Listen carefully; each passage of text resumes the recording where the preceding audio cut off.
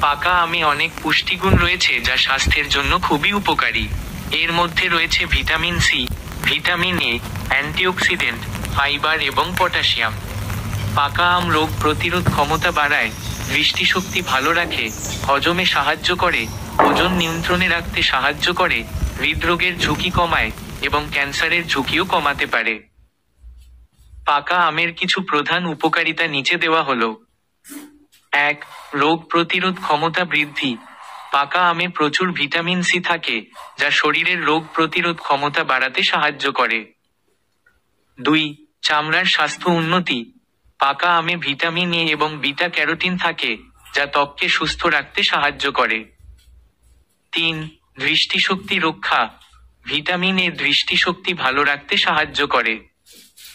4. হজমে সহায়তা। পাকা আমে পর্যাপ্ত আঁশ থাকে যা হজমে সাহায্য করে। 5. ওজন নিয়ন্ত্রণ। পাকা আমে ফাইবার থাকে যা ওজন নিয়ন্ত্রণে সাহায্য করতে পারে। 6. হার্টের স্বাস্থ্য উন্নতি। পাকা আমে পটাশিয়াম থাকে যা হৃদরোগের ঝুঁকি কমায়। 7. ক্যান্সার প্রতিরোধ।